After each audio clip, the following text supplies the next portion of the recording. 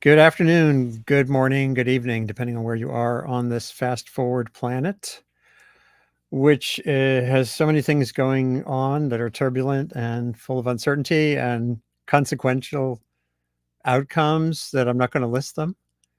I normally do. I'm Andy Revkin. I've been on the climate and sustainability beat. This is my 41st year, 41 years asking questions.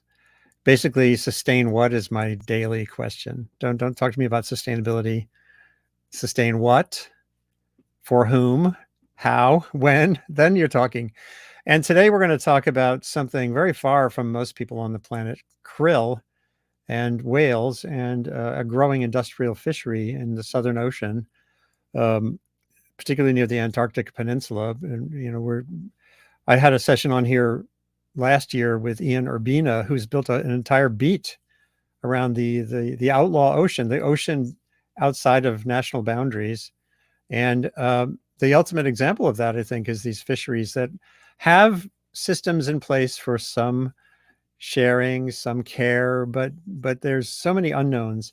And as you're watching imagery that was shot, as I just heard, just in January of 2022, so early, almost 2 years. Is it 2 years? Wait, 2022, 23, right? 2 years ago, our top guest there, Conor Ryan, who's a conservationist, has a background in zoology, is a photographer and a wildlife tour guide.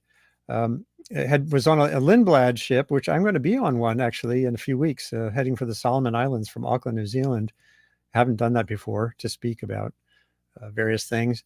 So you were down there, with a group of presumably well-heeled tourists on one of the Lindblad vessels, and tell us what you were seeing here, and then we'll get into depth with the other guests who are really have done great journalism and great policy research around this. But Conor Ryan, what are we looking at here? I got the impression, and how much of a wow was it?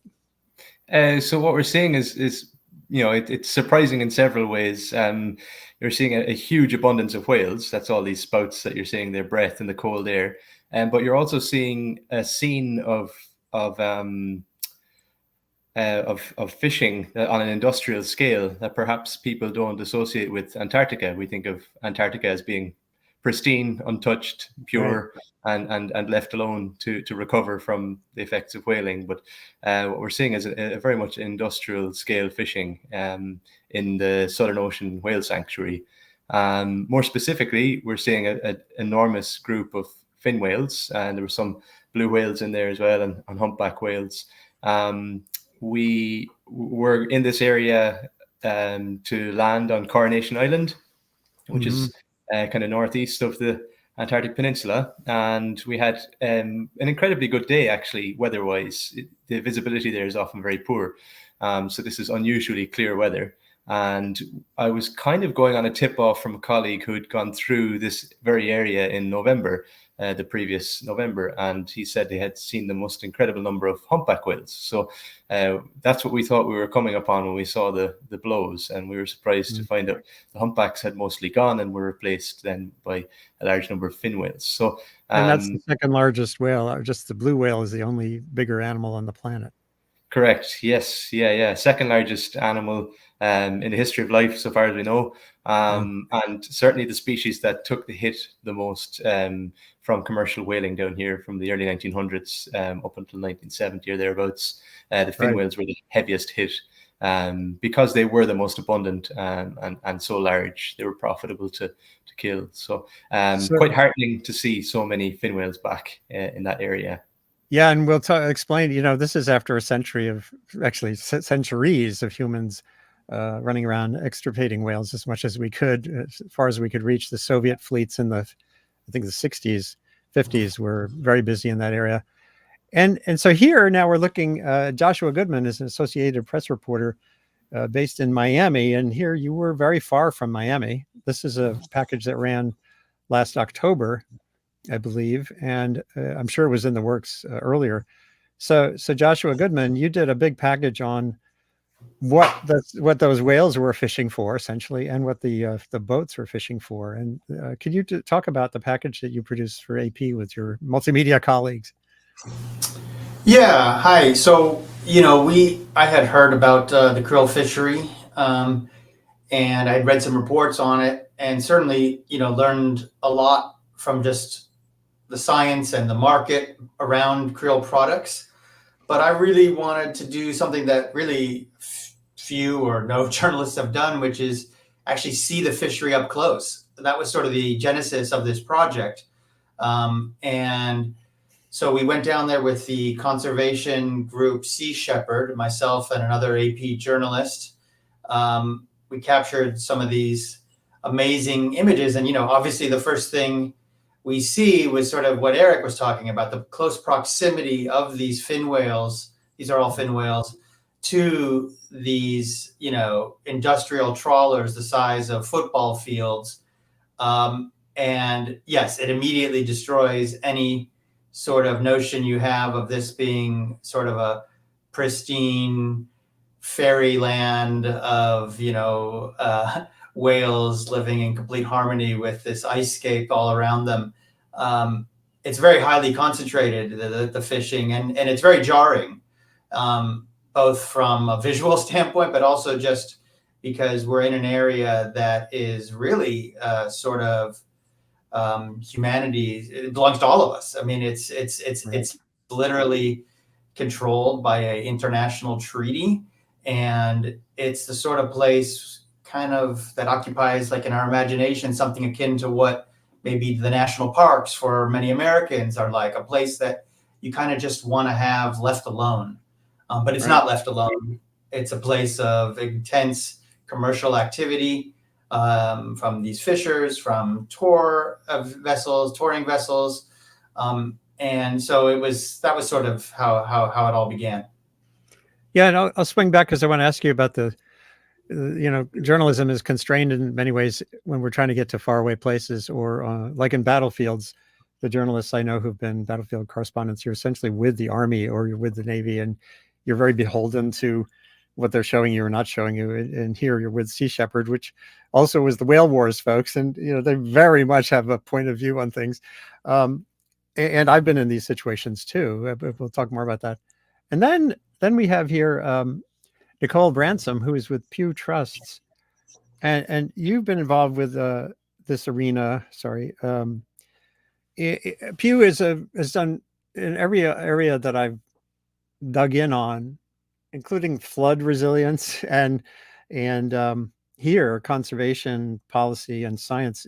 Pew does a very good job of sort of navigating the dimensions and coming up with analysis and options. You have this report on krill at risk, ocean at risk. Nicole, and thank you so much for coming on a very, very short notice. I'd love it if you could tell us a little bit about why these tiny little crustaceans in the furthest oceans should matter to folks. Absolutely. Thank you for having me. So I do have a few slides that I will be showing. Oh, right. Yeah. If you hit share, if you didn't already, I can, let's see. You just hit the share button and then they pop into a queue where I can then show them on screen. Got it. Okay. While you're doing that, I want to swing back to Conor. You did a paper with other authors that kind of summarized what you were seeing that day in January of 2022. While the slides from Nicole are coming together, tell us, essentially what are the findings at that intersection of fin whales and extraction? In essence, the paper was to demonstrate that krill fishing and very high densities of wildlife are co-occurring, and there's risks. And I guess, like you were saying with journalists, it can be hard to get to far-flung places. The same for biologists like myself. So to actually get in among the krill fishery is quite difficult, and a rare opportunity to get a glimpse of what it looks like from the outside. So we saw an incredibly high density of fin whales. It was we estimated 1,000 individuals in. That's so mind blowing, just that number. And 4 krill fishing vessels in with those whales. It's unimaginable to me. I've been at some aggregations of whales, but maybe, in a dozen or two. And Josh, I assume you saw that too at some point, these big aggregations.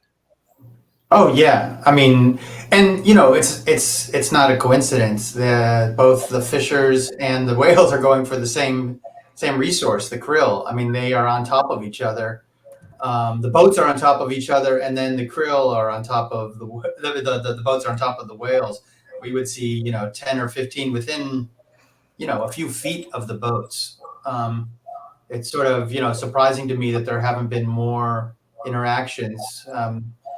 In 2022, there were 4 mortalities of whales. Whales that got caught and entangled in nets.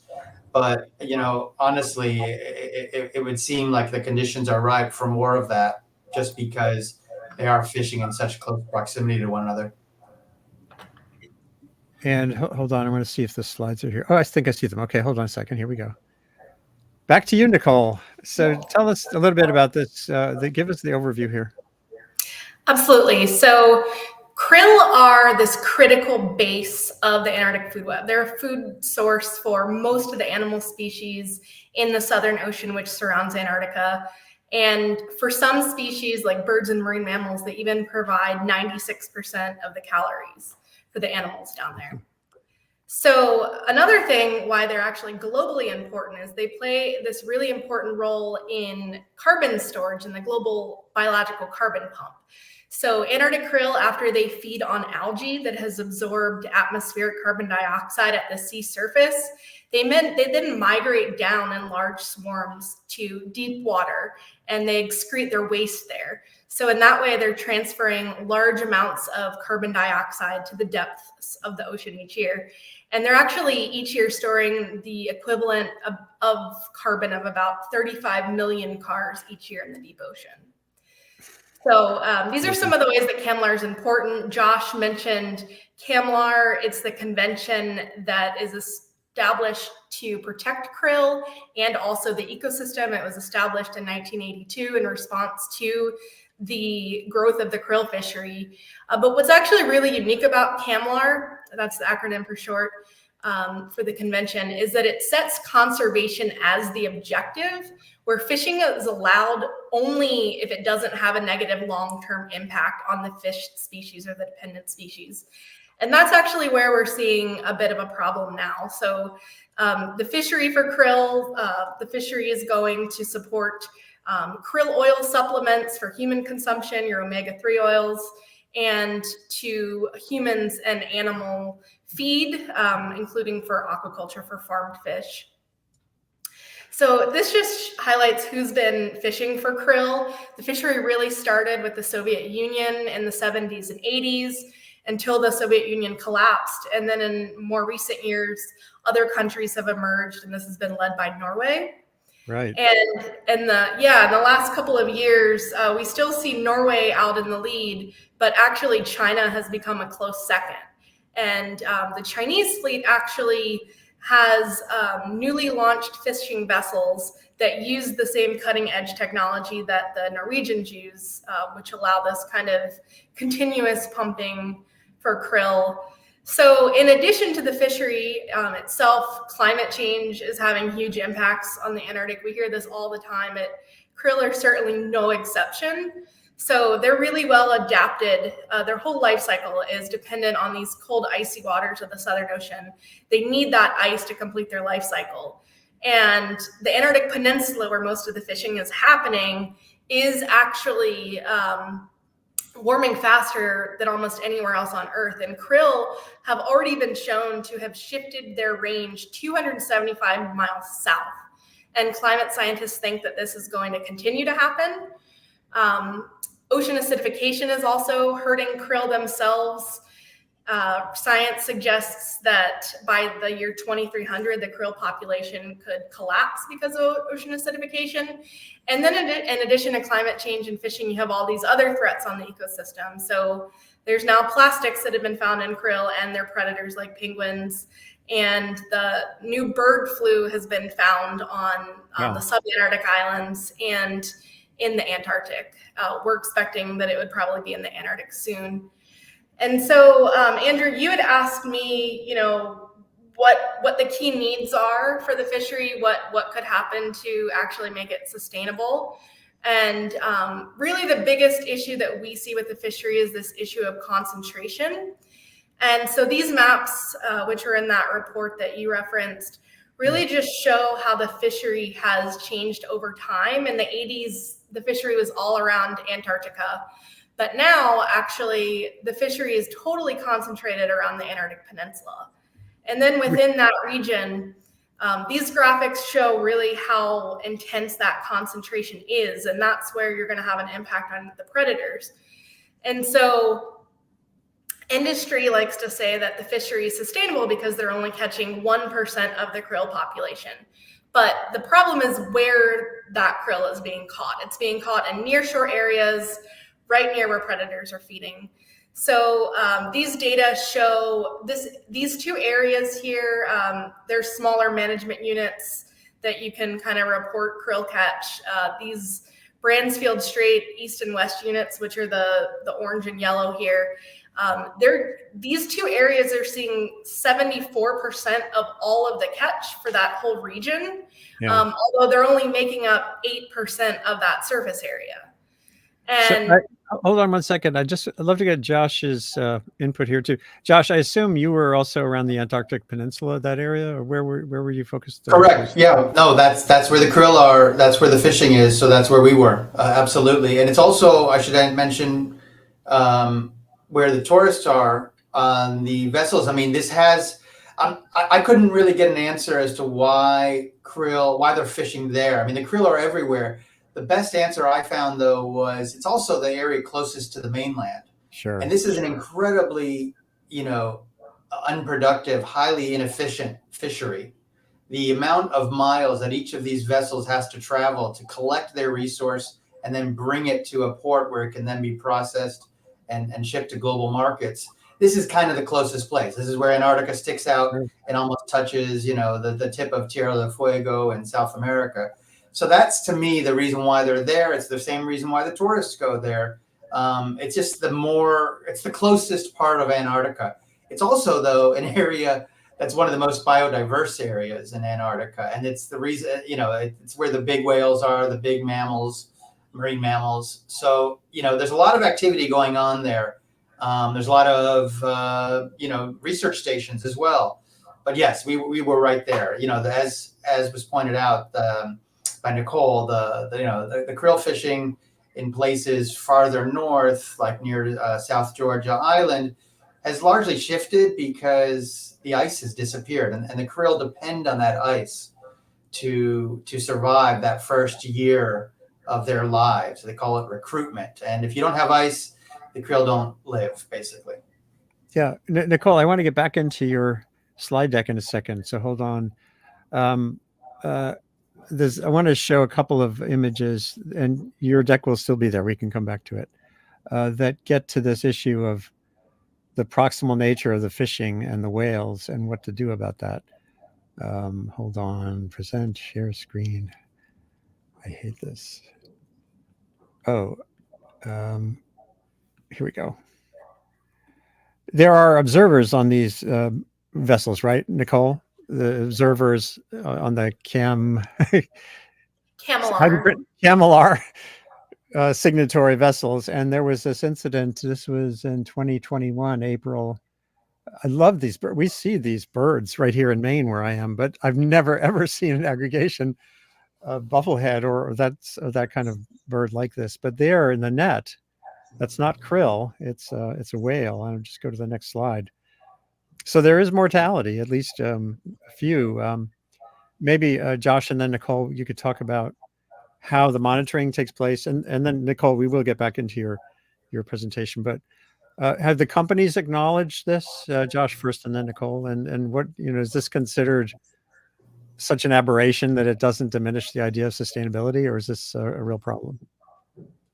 Yeah, there's a lot to unpack. And I think one thing that I want to emphasize in terms of our work as journalists, these images were not easy to obtain. They're buried on a website. from a task force that was created to sort of study these incidents. Oops, So, if you know where to find them, you can find, anyone in the public can find them, but actually being able to republish them as the AP, and, like most media outlets, we have our standards.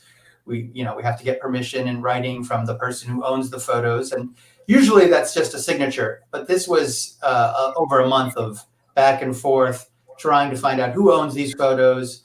Do we have permission for them? And yes, these were taken by observers that are obligatory in all the ships. I don't think it's, though, an image that anyone in the industry really wanted out there, because they sort of do drive home the direct competition between the whales and the fishing ships. These specific incidents were investigated by a committee set up by the International Whaling Committee at the request of CAMLAR. At one point, the company, Aker from Norway, suggested that the whales may have already been dead by the time they sort of showed up into the nets. They were juvenile whales. I don't think that's ever really been clear what led to the mortality event. But what is clear is, they weren't dead. The conclusion of the report was that they weren't dead by the time they reached the nets. And, there's a lot of changes that happened. Aker did try to strengthen some of the netting so that would repel the whales, but then, like a few months later, a fourth whale also wound up dead. These are isolated incidents. This was the first time it ever happened, and as has been pointed out, the first recorded time it's ever happened. And I think we would know about it because there are observers on the ships. But nonetheless, will it be the last? I don't know. How many of these are people willing to tolerate before they sort of question the whole utility of this fishery? That's not for me to decide, but it does drive home the question about the direct competition between whales and humans for a single resource, which is krill. Right, they're coincident in the ocean. All right, Nicole, we'll get back to your slides here. I just have to. It's very, and even the Endangered Species Act has language about takings. Right now the offshore wind industry in Maine or across the New England coast, there's an assumed impact on whales, and virtually everything we do on land and in the sea, even for listed species, can be this. You can never have a perfect system, but where that balance sits is a really important question. So sorry again, Nicole, back to you. No, thank you. I think these whales being caught are really a symptom of the bigger problem that CAMLAR is not, although it has this mandate, they're not yet effectively taking the predator needs into account. And these whales really show that. But there's some other strong evidence that's actually come out in the last few years with respect to penguins. Actually, some different researchers from the US, from NOAA, and then other researchers from the Chilean Antarctic Institute have both shown that even at current fishing levels, that the combined impacts of fishing and climate change are having negative impacts on both certain populations of penguins within the Antarctic Peninsula region and the trajectory of those penguin populations across the region as a whole. So this is really, what we, the greater NGO community, and even CAMLAR have been working towards, trying to set up a new management system that really gets to the root of this problem. And so this graphic kind of shows what that system could look like, or the scientific system that would support one of the solutions that CAMLAR has been working on. So a new management system would need to be more science-based in order to spread out the catch of krill in space and time. And so CAMLAR has committed to do this, and they've begun to take steps to do that. And they've agreed to implement this program that's based on ship-based surveys to update the biomass estimates or the amount of krill that's out there. And then following that with updated stock or population assessments, which give an indication of what the size of the krill population is and what's the amount that can be fished. And then finally, CAMLR has agreed, the CAMLR scientists are using this, what's called a predator risk assessment.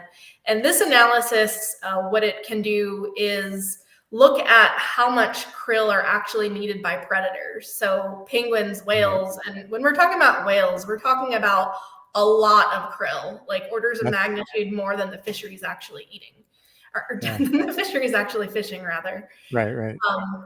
So there's that piece, and then the other piece is marine protected areas. And marine protected areas are a solution that can not only help the fishery itself by providing resilience and a spillover effect for the fishery, but also help biodiversity, species densities, and can provide resilience against climate change. And so CAMLR, the management organization, has actually made a commitment to create a large-scale network of marine protected areas and has created a regulatory legal framework to do so. And this map shows the whole potential network of protected areas in the Southern Ocean as within the CAMLR waters, as well as within waters of national jurisdictions. And there's currently already 2 marine protected areas within the CAMLR waters, the Ross Sea Marine Protected Area and the South Orkney Islands Marine Protected Area, the latter being actually really close to the videos that Conor was showing us with the large aggregations of fin whales.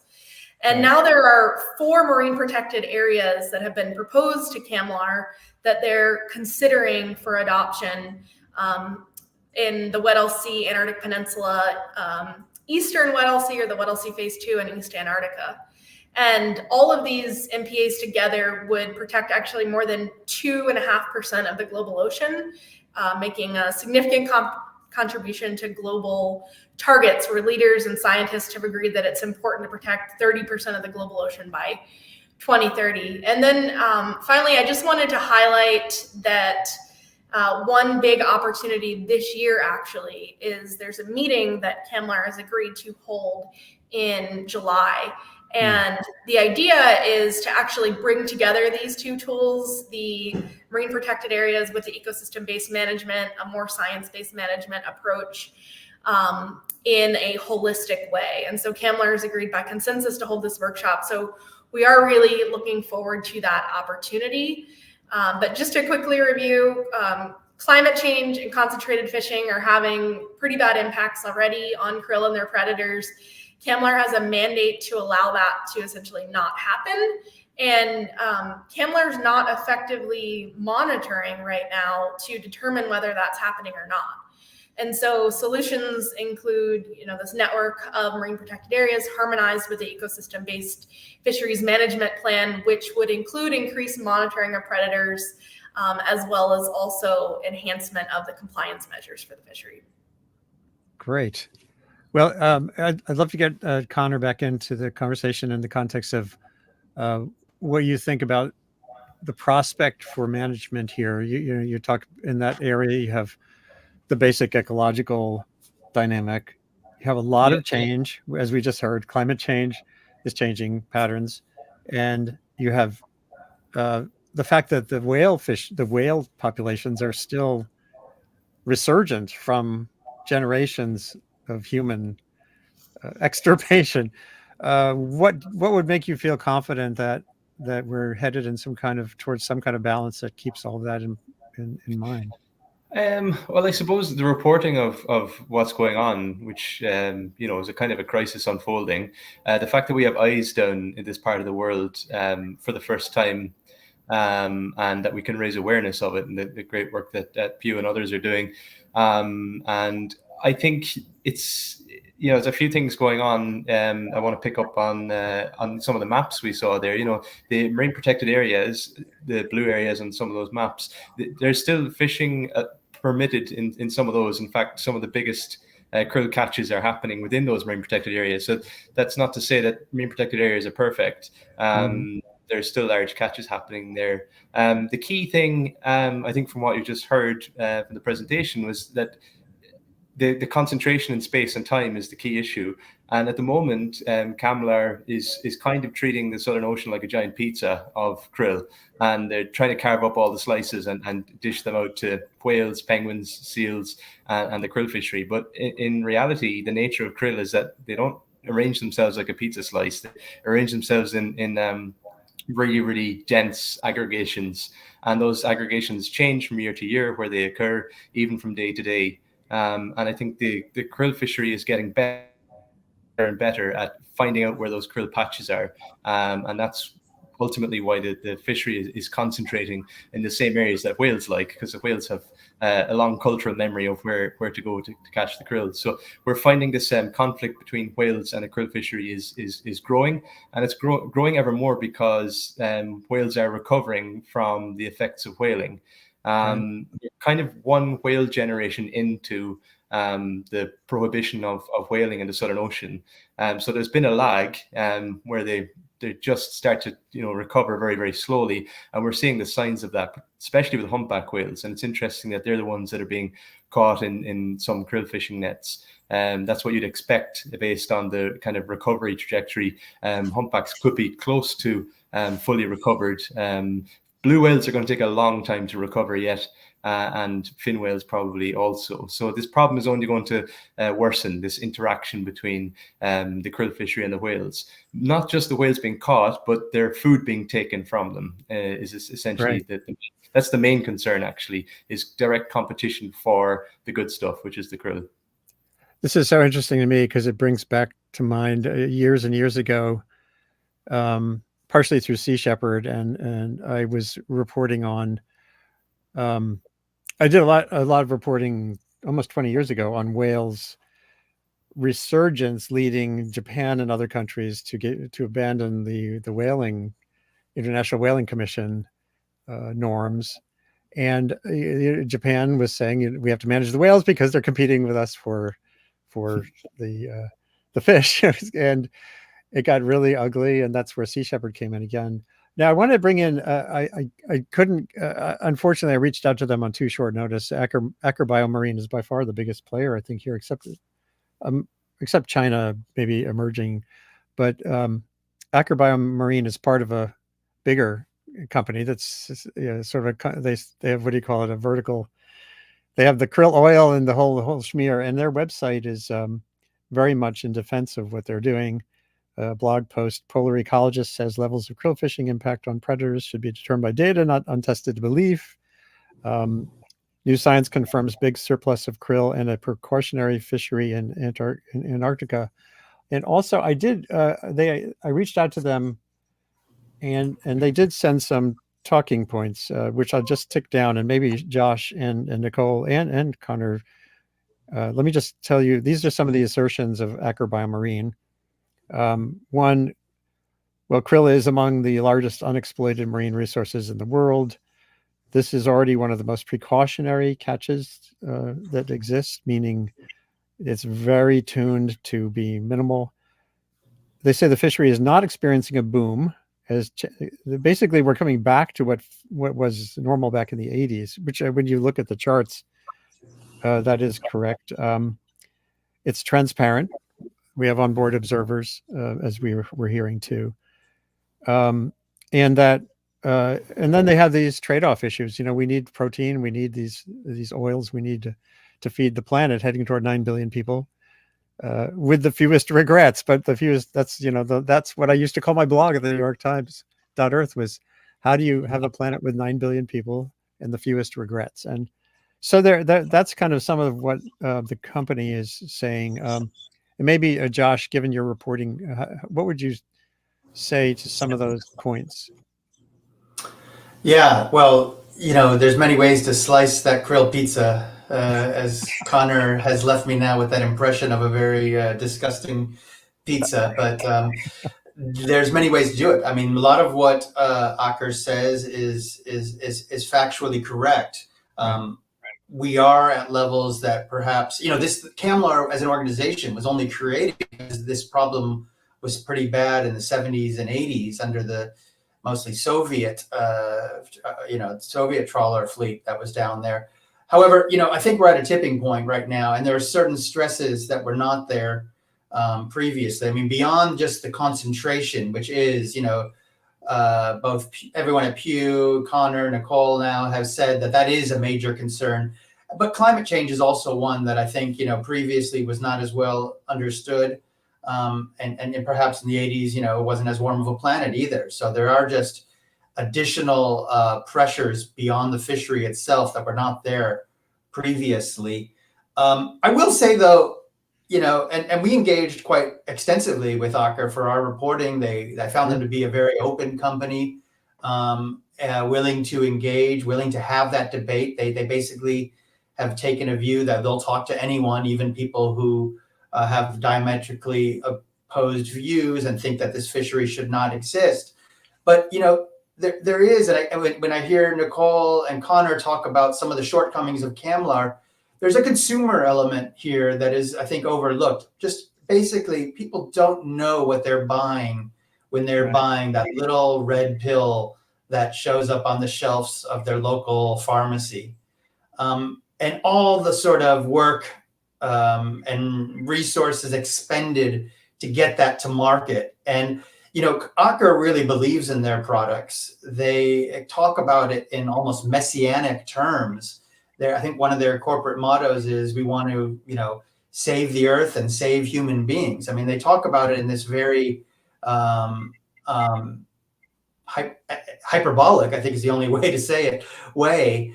And, I just don't think people really know all that's involved. I mean, just take one point. The carbon footprint of this fishery is incredibly high.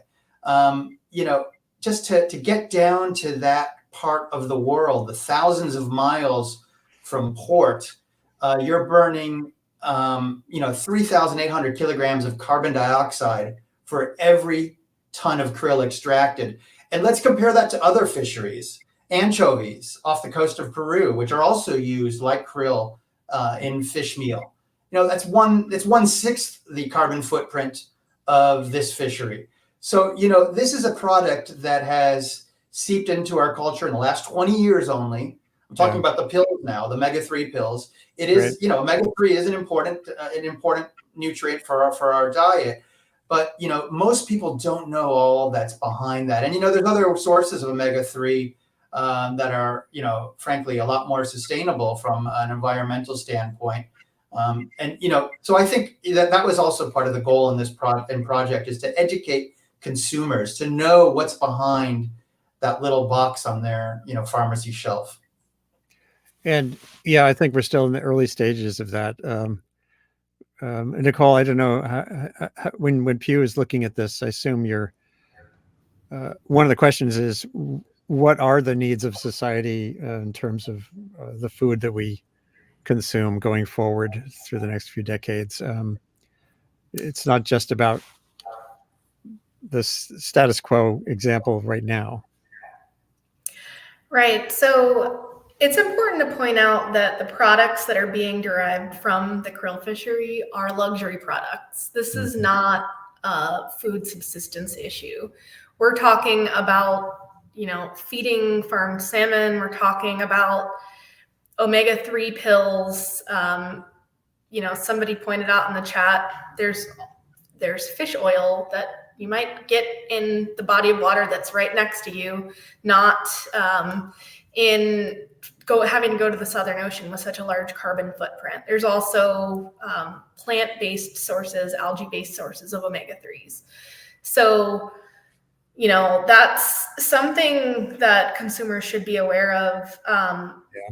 One of the things, we should say that Aker and the Association of Responsible Krill Harvesting Companies, the industry association, it's good to have a dialogue with them to come up with solutions. And they, have done some good things already. Aker supports this Antarctic Wildlife Research Fund, which gives some money to predator monitoring research. And the industry as a whole has started these voluntary closures in some of the areas where a marine protected area could be in the future. So just to clarify, that Antarctic Peninsula Marine Protected Area is not there yet. And so that it's a really good start, but it's really important to point out that, this is a small number of companies and individuals that are profiting from a global commons, a global resource. And so what we really need from them is, if they're going to continue to do so, that they provide the leadership to get that sustainable system of measures in place, whether it's, leadership and being vocal to get all of their members on board for the marine protected areas, or really one of the really important things is the monitoring. They're putting some money into predator research, but it's really not enough. There's not, they had a quote in the notes that they sent you about we need to not trust feelings. We need to trust the science and what it's saying. Well, we already have some science showing there are problems, and we need an effective monitoring system in place. And so if they're the ones that are benefiting from that, we really need to see them putting some resources behind that to make sure that, they can really tell that they're meeting CAMLR's mandate of not having that negative ecosystem impact. And I fully agree with what Josh said. Climate change wasn't there in the 80s and 90s, and CAMLR's starting to think about it, but they're not really effectively managing for it. And so this really needs to be a part of the equation as well. Yeah. And can I just interject one thing? I want to make I wanted to correct something, Nicole. I mean, they're not profitable, though. That's the whole thing. When we talk about sustainability, one thinks of that also in terms of profitability. Well, this is a very highly unprofitable fishery, which should also be part of the decision-making process. I mean, on the part of Aker, it's a company that's sustained by crude oil. The company is owned, it's integrated into one of the biggest offshore oil developers in the world. It's basically the project of, the vanity project of its billionaire founder, Inge Roque. There's a side story there I can get into about how basically in the 1970s he was kicked out of the United States, and that's what led to the creation of his interest in the krill fishery. And then on the part of the Chinese and potentially in the future the Russians, I mean, there are other considerations for those countries having more to do with geopolitics. But, this is not a place to make money. And, so we're putting a lot of things at risk for, not a lot of gains environmentally and potentially not even a lot of profit for the companies that are involved. Oh, but that reminds me of there was a big, it was Enrique Sala and others did a peer-reviewed study of subsidies driving these international fisheries. This is fishing, wider than krill, and they're enormous. Europe, particularly, and China, especially. So I guess that, Nicole, for sure, I'm sure that's something that has to be considered in a world where subsidies for fossil fuels are being pressed against. The subsidization of these fisheries, if it exists, is certainly something to consider. Yeah, there's a great reference, a paper that was put out within the last few years by Rod Capel and his colleagues with a group called Poseidon, and they looked at the different economic aspects of the fishery and the different subsidies from the different sectors. And there's certainly a lot of subsidizing happening. But they also showed in that paper that based on the money that's coming out of the fishery, only a very small amount of money coming from the fishery would be needed to actually do the predator monitoring that's needed. I think it was something like 3% of the profits. So, we're not talking about something that's undoable here. Yeah, well, it would certainly. Now, how would that, other than making the case here on this program and in social media or in your reports, is there something governments can or others can and should be doing to have that be sort of an accepted part of the practice of expanding this fishery or others? That they're fully subsidizing whatever research and transparency need to be part of it. Again, there's that workshop that I mentioned that's happening in July this year that CAMLAR is committed to. And so it's a workshop of CAMLAR commissioners and scientists to come together and find solutions in terms of the ecosystem-based management system and integrating that with the marine protected area. So that seems like a critical opportunity to have some of these conversations, not just during that meeting, but even in advance, right? That's one of the challenges with CAMLAR, is that it's a meeting that happens once a year, but the Antarctic is down there experiencing these threats all year long. And so these dialogues really need to be happening throughout the year to make progress, not just once in a year, which is really challenging in a consensus-based organization. There needs to be a constant dialogue to see change. See change, SEA, see change. Yeah, and I'll tell you, I'm just looking here at some of the pitches that are out there for the boom side of this. Want to sell Norwegian protein powder made from krill to the USA, Australia, New Zealand.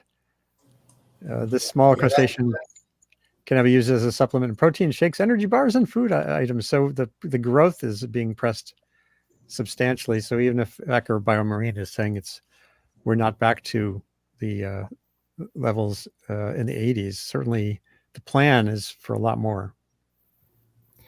It's interesting that they have the 80s as they're holding it out as some example of what was sustainable or responsible, which was that was a disastrous event to that one nation should land that many krill. It's a very low bar to set for any fishery. It was completely reckless what was happening then. There's several things happening. The krill populations and krill density is declining all the time. Their very existence is dependent on sea ice, which of course we know is declining because of climate change. So against that backdrop, to want to expand and further concentrate the krill fishery is just unthinkable. I think, kind of reflecting on one of the reasons this issue is so offensive almost, is because it would be nice to think that there was a place that we almost destroyed the ecosystem down there by extirpating the whales, or almost extirpating the blue whales. It would be nice to think that we could just let some place alone and let it recover. And it's trying to recover, and the evidence is on the screen there. You see big densities of large whales again, sites that probably haven't been seen for 100 years. But we risk undoing all the good work we've done in not killing whales, not impacting the ecosystem, by allowing these profits to continue. And just one more point I wanted to make about the where this krill is ultimately going. Although you might not see krill supplements on every shelf in every shop, many people are interacting with krill in a kind of a secondhand way, which is most of the krill, as far as I understand, is ultimately going to feed farmed salmon. And I think one of the big problems we have is salmon companies don't have to declare what they are feeding the salmon. So in essence, if you're eating farmed salmon, the likelihood is you're actually eating krill. It's just been converted into salmon. And I think that's a big way we could make inroads on increasing awareness of this problem, and how we're all, well, not all, but many people are kind of subsidizing this problem and making it profitable. Yeah, well, and that gets to this important it's a reality now. You can know to a significant extent what you're eating. QR codes theoretically can lead to a lot more detail on, at least for companies that really want to live up to pledges of transparency and supply chain sustainability. That information can be there. The final product, but if you think about, they don't have to declare. Certainly, where I live, it's our biggest food export in Scotland is farmed salmon, and it's incredibly difficult to find any information about what the various companies are feeding to their salmon. Certainly not on the packaging, and when you dig deeper into the salmon companies themselves, they hold it very close to their chest what it is they're feeding to their salmon. Well, and hopefully that's sorry. I was gonna say that's an excellent point. We tried to trace some of those supply chains. It's a very concentrated market, the market for fish meal. But what we found is that several of them do use krill and right now small amounts. but it's a key ingredient because so much of the fish meal now is made out of land-based products, and that's actually a good thing. I mean, that's sort of how the industry has been moving in recent years. But that 100% couldn't agree more, Connor. Nobody really knows all the inputs into that fish, that farmed salmon that's on their plate. If it's wild caught, yeah, but if it's a farmed salmon, that's about as far as you know. You maybe know it was raised in a fish pen somewhere in Australia or Scotland or Norway or Chile, but you don't know what those fish in that pen are feeding on. And again, I think it just goes back to the fact that consumers are very uneducated about this. But trying to get the answers to those questions from the fish meal makers about what percentage of their fish meal comes from krill or what volumes they're using. That was also a real challenge in writing this article. And by the way, the writing of the article was really important, but I do want to stress the extraordinary nature of the audiovisual multimedia components of the work that you and your colleagues did. Can you just briefly sketch out some of that? I'm showing it without the sound here, just so folks can get a little bit of a sense of the package. Yeah, absolutely. I mean, we worked on this for months, and it really was a team effort. And you're right. I mean, we wanted to make this a project that would reach people, so the visuals were essential. We're seeing, we had interviews, I think, on 5 continents.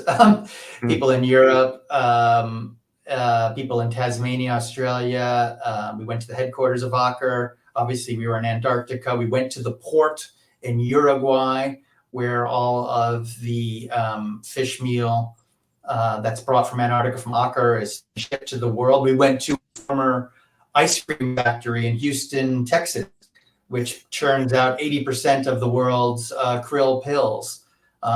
So there was a lot of effort that went into capturing all of those images and capturing all the views. There's Nicole's colleague, Andrea, who was a huge help on this project. So yes, it was quite fun to do and to work as a team to get this out. And have you had any sense of impact so far? I know everyone always asks about impact to us journalists, and sometimes it's hard to measure, but have you seen something percolating that might not have been percolating otherwise? Well, we know it was a topic in the room in the CAMLAR meeting in October. We timed the release right before the October meeting of CAMLAR. And I don't know really, I wasn't present at the meeting. It did have a unfortunate timing. It was also the same week of the Hamas invasion of Israel, so yeah, it kind of got lost in the fold a little bit. But this is a story that's not going away, and hopefully our work will be there for others to kind of discover and raise questions. And like I said, I think the real question here is one of an existential one. Not whether Aker and the industry itself are good actors or not. I think they have a lot of things to be proud of, actually, compared to some of the other fisheries in the world, for sure. But the question of sustainability is, here's a product, a non-essential product that people are traveling thousands of miles around the world to capture, and in direct competition with these whales in one of the most beautiful parts of the world. Right. Oh, it should be pointed out, krill and whales are found everywhere. There's plenty of krill. There's a lot more in Antarctica and in the Arctic, but there's krill off the coast of the United States as well. The U.S. does not allow krill fishing, and it's because of the precautionary approach. Basically, they don't believe that it's just too much of a risk to take place. Now, I don't know that it would ever be profitable in the U.S. They do some krill fishing in Canada, I recently learned. But, this is something that we wouldn't allow off the coast of Monterey, California, or Maine, but it is allowed in Antarctica. And I think it's partly because of the governance issue. I mean, to expect governments from dozens of governments from around the world to come together and agree on anything, it's pretty hard to do right now. So, my hopes for a real vigorous sea change from CAMLAR, I think, are pretty minimal. It's proven to be an organization that it's increasingly hard to get things done. And although it certainly has a very, admirable history, On this issue, so, you know, they've really sort of been stuck in time a little bit. Yeah. Well, this has been a great introduction to a really important issue and hopefully opportunity. Hopefully we're not stuck with this, but these ungoverned parts of the world finding ways to use data, journalism, transparency, consumer awareness, and all these and science, basic science. It's there. I guess the good news is there's something everyone can do. Like with climate change, which has the same dimensions. It's you know, the atmosphere is a global commons, and it's complicated, but that means everyone can do something. And I'm really glad that you and the Associated Press, and I guess the Walton Family Foundation, the Walmart family, their foundation provided the funding for this work. I don't know if that's specifically for ocean reporting or the like, but yeah, or for that's not project by project kind of support, right? It just goes. No. We have a blanket grant from them to boost our coverage of the oceans, but they have no role in the stories we choose. I've never spoken to anyone from the Walton Family Foundation. They had, as far as I know, they'd ever even spoken to my editors. And you know, you had raised a question earlier. You know, we went with Sea Shepherd, a conservation group, but you know, we paid our way. We paid our room and board. Yep. You know, we take our integrity very seriously, and you know, obviously the AP isn't chartering vessels to go to Antarctica, so we do have to seek help where help is provided. But you know, we try to put some guardrails in place so that nobody can question our independence or integrity on these issues. Yeah, well, I it's pretty clear in the reporting. I hope that Walmart CEOs who claim to be, you know, I wrote about Walmart 15 years ago and their push on sustainability, and you know, they could have a QR code saying, "Hey, you know, this salmon came from this place, and we don't feed it this." That when we get to the day where that kind of clarity is normal, that'll be a better day than where we are right now. So, thank you all for being here today, Nicole, particularly for jumping into the last minute. But also Connor and Joshua Goodman. We've been talking about this for weeks. I'm glad we're fitted in now. You know, October. If we can keep this work front and center for people, and maybe before the meeting in July we can reconvene. I'm quite sure with more advanced word we can get Acker Biomarine into a conversation here too. I'll just say this is Andy Revkin. Sustain What is my webcast. You can look at that distracting scrolling bar at the bottom to get in touch with me with feedback, to get in touch with the guests. And please do spread this. It'll be streamed. It'll be archived right away on Facebook, YouTube, LinkedIn, and Twitter, wherever you're watching now or afterwards. And more to come always. I have a show coming Thursday with Roger Pilkey Jr., who's a climate policy and disaster researcher who has been very inconvenient and sticking to the data, and sometimes even when it's not convenient to our activism around issues like climate. And there's more always, revkin.substack.com. Thanks. This is great. More the better. And good luck with getting through the rest of the winter. It's been interesting up here in Maine. Take care. Thanks, Andy.